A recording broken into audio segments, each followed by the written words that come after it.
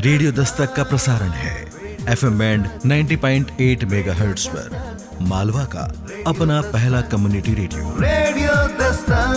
Radio Dastak बोलता है मन की बोली। नमस्कार दोस्तों, स्वागत है आप सभी का आपके अपने उज्जैन के पहले community radio station radio Dastak 90.8 FM के स्टूडियो पर। और मैं हूं आपका दोस्त अभिजीत। दोस्तों, हम लेकर हाजिर हैं कार्यक्रम जीवन की डोर सेहत, जिसमें हम आपके लिए लेकर आए हैं स्वास्थ्य संबंधी बहुत सारी जानकारियां। और हमारा यही प्रयास रहता है कि हमारी जानकारियों के द्वारा रेडियो दस्तक के सभी श्रोताओं को स्वास्थ्य संबंधी लाभ मिलते रहें। हमारे कार्यक्रम जीवन की डोर सेहत के माध्यम से सभी प्रकार की बीमारियों के विषय में खास बातचीत की जाती है और हमारे साथ मौजूद होते हैं उस विषय के विशेषज्ञ। और इस कड़ी में आज के एपिसोड में हम लेकर आए हैं महत्वपूर्ण जानकारियां, और इन जानकारियों को साझा करने के लिए आज विशेषज्ञ के रूप में हमारे साथ मौजूद हैं उज्जैन की अनुभवी और जानी मानी physiotherapist doctor Shatakshi Tiwari, Avanti super speciality hospital से। नमस्कार मैम, स्वागत है आपका रेडियो दस्तक के स्टूडियो में। ये है आपका अपना उज्जैन का पहला कम्युनिटी रेडियो दस्तक 90.8 FM। सुनेगा उज्जैन, बढ़ेगा उज्जैन।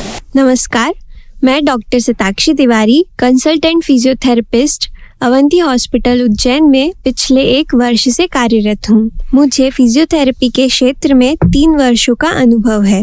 मैंने अपनी बैचलर्स डिग्री IDGMC उज्जैन से की है और इसके साथ ही अनेक सर्टिफाइड कोर्सेज देश के विभिन्न संस्थानों से प्राप्त किए हैं। जैसा कि श्रोताओं आपने सुना, मैडम ने अपना परिचय दिया। मैडम फिजियोथेरेपिस्ट हैं, तो मैम सबसे पहले हम जानना चाहेंगे कि ये फिजियोथेरेपी क्या है। फिजियोथेरेपी एक भौतिक चिकित्सा है जिसमें कई तरीकों से शरीर के रोगों को जानकर रोगी को उससे मुक्त किया जाता है जी।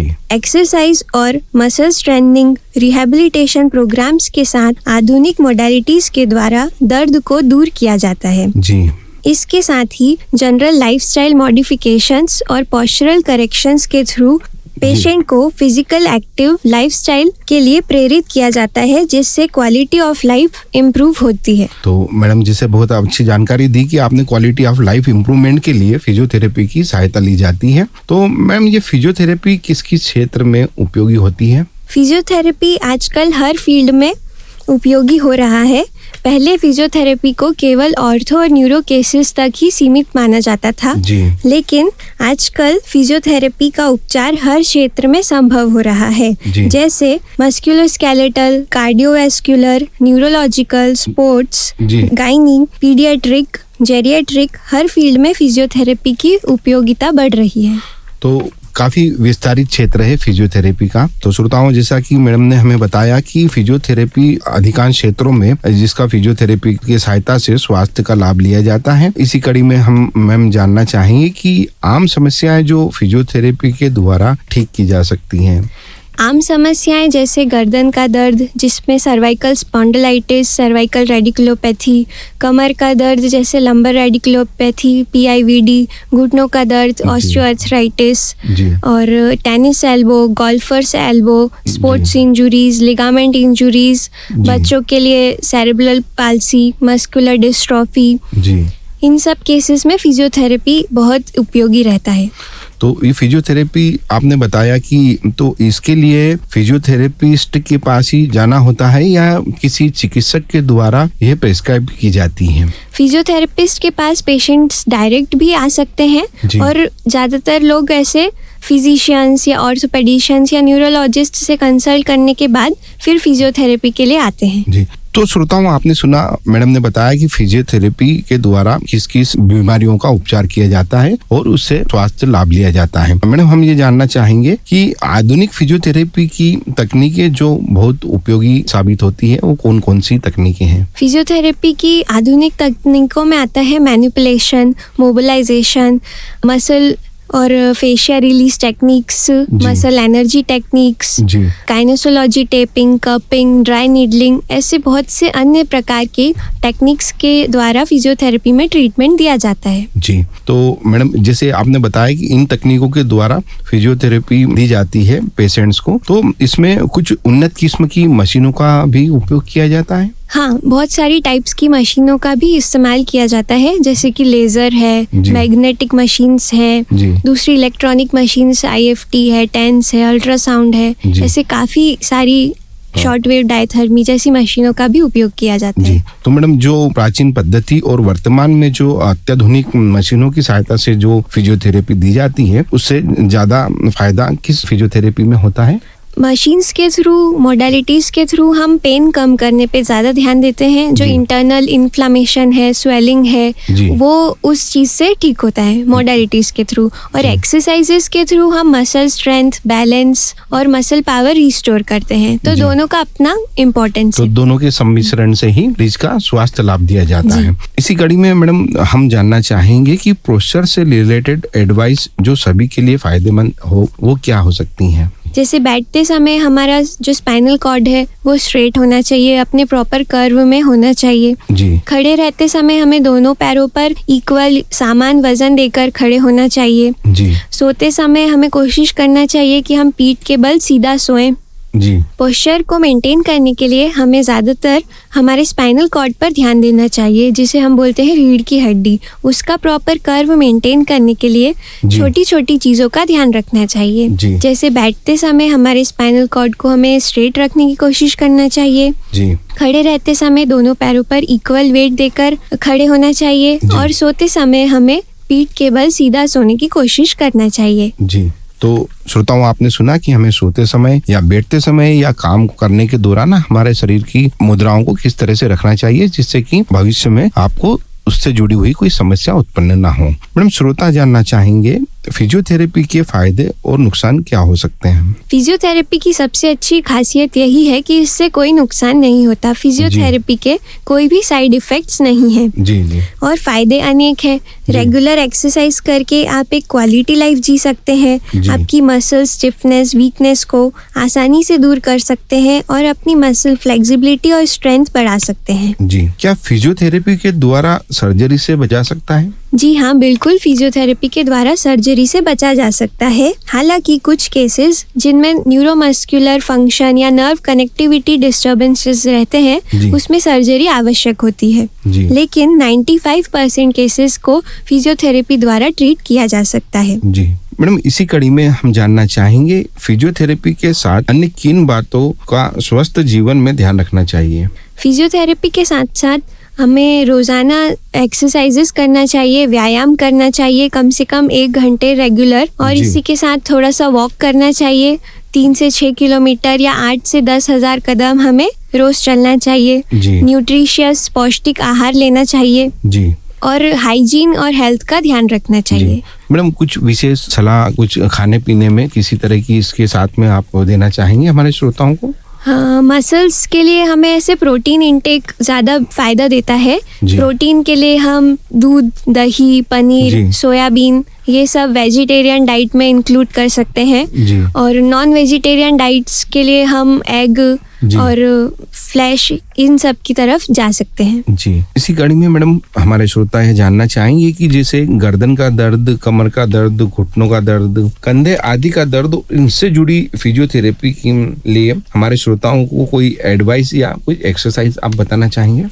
जी, गर्दन के दर्द के लिए जैसे हमने पहले डिस्कस किया कि हमें पोस्चर का ध्यान रखना चाहिए। जी। कुछ भी लिखते समय, पढ़ते समय हमें गर्दन को आगे की ओर झुकाकर ज़्यादा देर नहीं बैठना चाहिए। जी। बीच बीच में ब्रेक लेकर उसका थोड़ा सा मूवमेंट करना चाहिए, आगे जी। पीछे, दाएं बाएं, साइड में रोटेट करना चाहिए। जी। खासकर उन लोगों को ये बहुत बेनिफिशियल रहेगा जो डेस्कटॉप वर्कर्स हैं, जी। जो वर्क फ्रॉम होम में ज़्यादा टाइम तक बैठते हैं। जी। उन्हें बीच में ब्रेक लेकर थोड़ा सा मूवमेंट करना चाहिए, थोड़ा सा वॉक करना चाहिए, जी। जिससे कि वो लो बैक पेन से भी बच सकते हैं। जी। और बैक सपोर्ट रख के भी हमें जब लॉन्ग टाइम सिटिंग रहती है तो जी। उसका सपोर्ट लेना चाहिए। जी। और घुटनों के दर्द के लिए मैं एडवाइस करती हूँ लोगों को कि हमें शूज़ पहनना चाहिए ज़्यादा से ज़्यादा, जी। जिससे हमारे जो नीज है उस पे वेट ना आए पूरी बॉडी का। जी और मसल स्ट्रेंथनिंग एक्सरसाइजेज रेगुलरली करके हमारी कोर की स्ट्रेंथ बढ़ाकर भी हम low back pain, knee pain से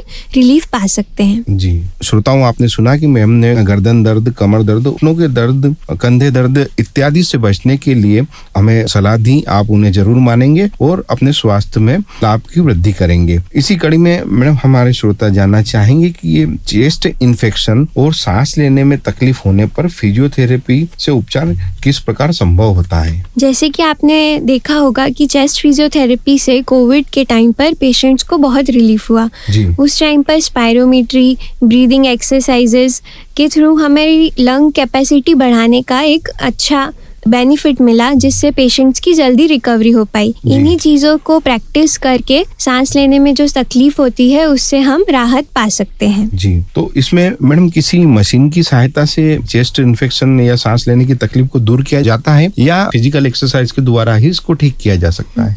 इसमें मशीनों की कोई हेल्प नहीं ली जाती है। जी। सिर्फ ब्रीदिंग एक्सरसाइजेस जिससे हमारी लंग कैपेसिटी इंप्रूव हो, हमारा ऑक्सीजन लेवल बढ़े ब्लड में, जी। ये सब हमारे लिए बेनिफिशियल होता है। जी, तो कुछ विशेष एक्सरसाइज जो हमारे श्रोता अगर करना चाहें तो कर सकें?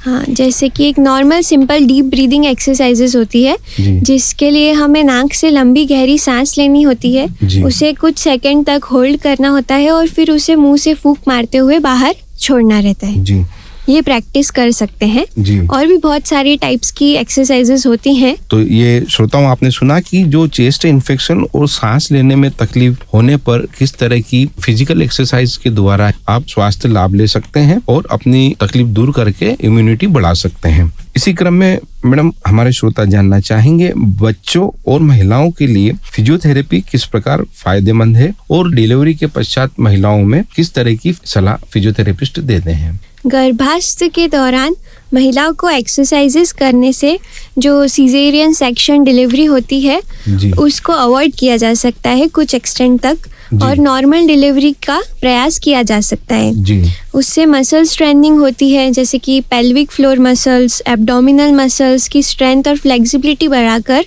हम नॉर्मल डिलीवरी की ओर जा सकते हैं। जी डिलीवरी के दौरान, प्रेगनेंसी के दौरान यूजुअली जो महिलाएं रहती हैं उन्हें बैक पेन की समस्या बहुत आम रहती है और बनी रहती है, जिसके कारण वो हर चीज़ में अनकंफर्टेबल फील करते हैं। जी उसे भी हम नॉर्मल एक्सरसाइजेस फिजियोथेरेपी के द्वारा ठीक कर पाते हैं। जी, तो श्रोताओं, आपने सुना महिलाओं के लिए फिजियोथेरेपी उनके गर्भावस्था के दौरान और डिलीवरी के पश्चात किस तरह से सहायक होती है, और इसी क्रम में हम मैडम से जानना चाहेंगे कि बच्चों के लिए फिजियोथेरेपी किस प्रकार फायदेमंद होती है।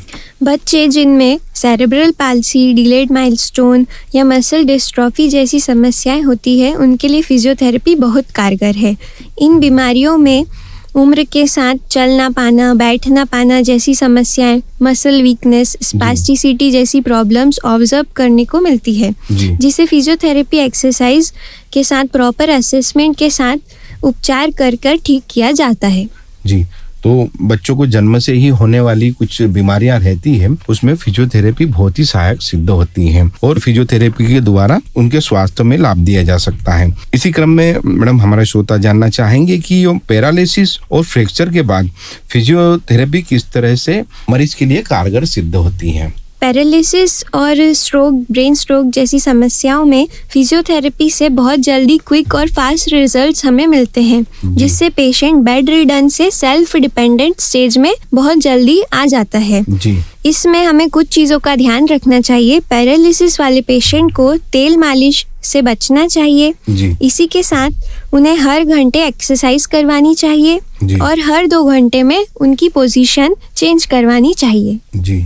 और मैडम फ्रैक्चर वाले जो पेशेंट होते हैं उनको फिजियोथेरेपी के द्वारा किस तरह से राहत दी जाती है? फ्रैक्चर वाले पेशेंट्स को मसल और फेशिया रिलीज कर होल्ड रिलैक्स एक्सरसाइजेस करवाकर, रेजिस्टेंस एक्सरसाइज करवाकर उनकी जो रेंज या स्टिफनेस हो जाती है, रेंज रिस्ट्रिक्ट हो जाती है, मसल स्टिफ हो जाती है, उसे इम्प्रूव किया जाता है। जी, तो श्रोताओं, आपने सुना कि मैडम ने बताया कि पैरालिसिस वाले जो मरीज होते हैं उन पर किस तरह की फिजियोथेरेपी का उपचार किया जा सकता है और फ्रैक्चर वाले मरीजों को किस तरह के फिजियोथेरेपी दी जाती है। हमारे श्रोता जानना चाहेंगे मैडम कि जो बुजुर्ग या हमारे वरिष्ठ जन हैं उनके लिए फिजियोथेरेपी से जुड़ी क्या सलाह आप देना चाहेंगी? बुजुर्गों के लिए जिन्हें पार्किंसन, अर्थराइटिस, अस्थमा जैसी समस्या रहती है या उम्र के साथ जोड़ों और मांसपेशियों की तकलीफ बन जाती है, उसके लिए physiotherapy exercises normal basic exercises रहती हैं, जिसमें थोड़ा सा वॉक करना, थोड़ा सा अपना हाथ पैरों का मूवमेंट करना, थोड़ी सी स्ट्रेंथ ट्रेनिंग करना इंक्लूड करके हम उनकी क्वालिटी ऑफ लाइफ को बेटर कर सकते हैं। जी मैडम, हमारे श्रोता जानना चाहेंगे आम समस्याएं जो फिजियोथेरेपी के द्वारा ठीक की जा सकती हैं, वे कौन कौन सी समस्या हो सकती हैं और उनका उपचार किस तरह किया जाता है? फिजियोथेरेपी के द्वारा आम समस्याएं जो ठीक की जा सकती हैं या जो डेली दिनचर्या में हमें देखने को मिलती है, वो होती है गर्दन का दर्द, जिसमें आता है सर्वाइकल स्पॉन्डिलाइटिस या रेडिकुलोपैथी, जिसमें हाथों में झिनझिनी सुनपन, गर्दन में दर्द रहता है, सर दर्द होता है। कमर का दर्द, जिसमें पैरों तक झिनझिनी सुनपन रहता है, शियाटिका बोलते हैं, PIVD होता है। घुटनों का दर्द, ऑस्टियोआर्थराइटिस, घुटनों में कट कट आवाज आना, सूजन रहना।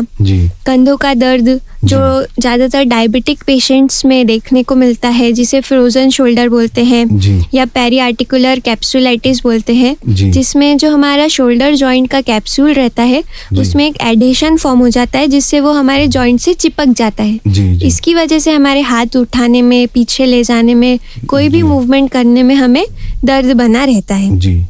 इसी के साथ ही मांसपेशियों में कमजोरी, खिंचाव, अकड़न, जकड़न, नसों की समस्या जैसे सुनपन या फ्रैक्चर के बाद अकड़न होना या नसों में झिनझिनी होना, ये सब समस्याओं को फिजियोथेरेपी द्वारा ठीक किया जा सकता है। तो श्रोताओं, आपने सुना कि ये बहुत ही कॉमन समस्या होती है। अधिकांश सुनने में आता ही है कि जो गर्दन का दर्द, कमर का दर्द प्राय महिलाओं में ज्यादा सुनने में आता है। तो मैडम ने बताया कि ये जो समस्या है जिनको फिजियोथेरेपी के द्वारा आसानी से दूर किया जा सकता है और स्वास्थ्य का लाभ लिया जा सकता है। हम मैडम से यह जानना चाहेंगे कि प्राय यह देखने में आता है कि मरीज को गर्दन दर्द या कमर दर्द या अन्य किसी प्रकार के कंधों में दर्द होने पर व्यक्ति YouTube या गूगल पर सर्च करके एक्सरसाइज करने लग जाते हैं, तो वो कहाँ तक उपयोगी है, इस बारे में हम मैडम से जानना चाहेंगे। YouTube और गूगल से हम एक्सरसाइजेस नहीं करें तो हमारे लिए ज़्यादा बेहतर है, क्योंकि हमें एग्जैक्ट रीज़न नहीं पता होता कि हमारी कौन सी मसल टाइट है, उसमें कौन सी डिग्री की इंजरी है, कौन सी ग्रेड का डिजनरेशन है। इसके द्वारा अगर हम एक्सरसाइज करते हैं तो हमारा पेन और समस्या जो भी रहती है वो और बढ़ सकता है। इसलिए विशेषज्ञों की सलाह के बाद ही एक्सरसाइज करना उपयोगी रहेगा। तो जैसा कि श्रोताओं आपने सुना, मैडम ने बहुत ही अच्छी जानकारी दी कि अगर इस तरह की कोई भी फिजियोथेरेपी से जुड़ी हुई समस्या या आपको चिकित्सक द्वारा दी गई सलाह की फिजियोथेरेपिस्ट के पास आपको जाना चाहिए, तो निश्चित ही आपको फिजियोथेरेपिस्ट की सलाह लेना चाहिए और मन से किसी भी गूगल द्वारा या यूट्यूब पर बताई गई वीडियो की सहायता से आपको एक्सरसाइज बिना सलाह के नहीं करना चाहिए, ये जिससे कि आपको और स्वास्थ्य में परेशानी खड़ी हो सके। तो स्वास्थ्य का लाभ लेने के लिए आपको फिजियोथेरेपिस्ट के पास जाकर ही सलाह लेना चाहिए या उनकी निगरानी में ही स्वास्थ्य का लाभ लेना चाहिए। हमारे श्रोता जानना चाहेंगे मैम कि महिलाओं के लिए फिजियोथेरेपी किस प्रकार फायदेमंद साबित हो सकती है? महिलाओं के लिए फिजियोथेरेपी गर्भावस्था के दौरान, गर्भावस्था के बाद भी और ऐसे डेली रूटीन के लिए भी बहुत इम्पोर्टेंट रहती है। गर्भावस्था के दौरान एक्सरसाइज करने से हम सीजेरियन सेक्शन डिलीवरी को कुछ हद तक अवॉइड कर सकते हैं और नॉर्मल डिलीवरी के ओर जा सकते हैं। इसके दौरान एक्सरसाइजेस में हम जो हमारी पेल्विक फ्लोर मसल्स रहती है, एब्डोमिनल मसल्स रहती है, उनकी स्ट्रेंथनिंग करते हैं और एक्सरसाइज के दौरान उसकी फ्लेक्सिबिलिटी को इम्प्रूव करते हैं, जिससे चाइल्ड बर्थ बहुत आसान हो जाता है और उस टाइम जो पेन होता है वो उसमें थोड़ा कम हो जाता है। डिलीवरी के बाद भी पोस्टपार्टम जो पीरियड रहता है उसमें जिस मसल्स का ओवर स्ट्रेच हो जाता है या कोई मसल वीक हो जाती है, तो वापस उसे मसल पावर रीगेन करने के लिए हम फिजियोथेरेपी से हेल्प ले सकते हैं। इसी के साथ प्रेगनेंसी के टाइम जो महिलाएं हमारे कमर दर्द की शिकायत करती हैं, उन्हें उससे बहुत ही डिस्कम्फर्ट फील होता है, वो भी फिजियोथेरेपी के द्वारा ठीक किया जा सकता है। डिलीवरी के बाद भी और नॉर्मल रूटीन में भी महिलाओं को हमें थोड़ा एक्टिव लाइफस्टाइल की ओर प्रेरित करना चाहिए और उन्हें थोड़ा टाइम खुद के लिए निकालकर एक्सरसाइजेस करनी चाहिए। मैडम ये बहुत ही अच्छी सलाह आपने हमारे श्रोताओं को दी। तो मैडम यह भी देखने में आता है कि डिलीवरी के पश्चात महिलाओं में वजन बढ़ जाता है या मोटापे की उनको प्रॉब्लम हो जाती है, तो इससे किस तरह से छुटकारा पाया जा सकता है? डिलीवरी के दौरान जो वेट गेन होता है वो भी बाद में एक्सरसाइजेस के थ्रू आसानी से लॉस किया जा सकता है, जिसमें हाई इंटेंसिटी ट्रेनिंग और टैबेटा या ये सारी टेक्निक्स का यूज करके हम लूज कर सकते हैं। तो उस दौरान मैडम फिजियोथेरेपी के साथ खाने पीने का कुछ विशेष ख्याल रखना होता है? अगर न्यूट्रिशियस और फाइब्रस फूड खाते हैं तो वेट लॉस करने में हमें थोड़ी आसानी रहती है और हमें यूजुअली जंक फूड अवॉइड करना चाहिए। जी मैडम, हमारे श्रोताओं को स्वास्थ्य के प्रति किस तरह सजग रहना चाहिए? स्वास्थ्य के प्रति सजग रहने के लिए रेगुलर एक्सरसाइज, व्यायाम करना चाहिए, प्रॉपर डाइट लेना चाहिए, अच्छा पौष्टिक आहार लेना चाहिए, हमारे आसपास साफ सफाई का ध्यान रखना चाहिए जी, और कम से कम वॉक तो कर ही लेना चाहिए। जी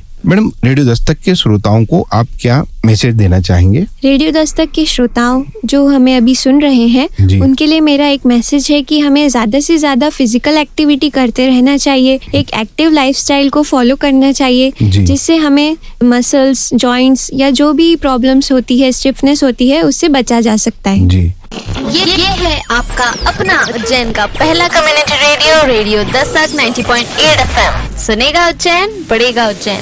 तो श्रोताओं, आपने सुना मैडम ने हमें फिजियोथेरेपी से जुड़ी बहुत ही महत्वपूर्ण जानकारी दी। इसके लिए मैडम आपका बहुत बहुत धन्यवाद। तो दोस्तों, यह थी हमारे साथ उज्जैन की काफी अनुभवी डॉक्टर शताक्षी तिवारी, जिन्होंने फिजियोथेरेपी विषय के बारे में बहुत ही महत्वपूर्ण जानकारी दी। दोस्तों, कोई भी बीमारी को हल्के में नहीं लेना चाहिए और जरा भी लापरवाही नहीं बरतनी चाहिए, क्योंकि लापरवाही करने से समय के साथ साथ वह बीमारी और भी गंभीर हो सकती है। दोस्तों, हमें उम्मीद है कि आपको हमारे कार्यक्रम में डॉक्टर शताक्षी जी ने जो भी महत्वपूर्ण जानकारियाँ दी वह सभी आपने ध्यान से सुनी होगी। और अगर फिजियोथेरेपी विषय के संबंध में आपको कोई भी समस्या है या आपके किसी परिचित या परिवारजन को कोई समस्या है, तो आप उन्हें भी यह सभी जानकारियों से अवगत करें और उन्हें प्रेरित करेंगे कि वे लापरवाही ना बरतें और अपनी बीमारी का ठीक ढंग से इलाज कराएं।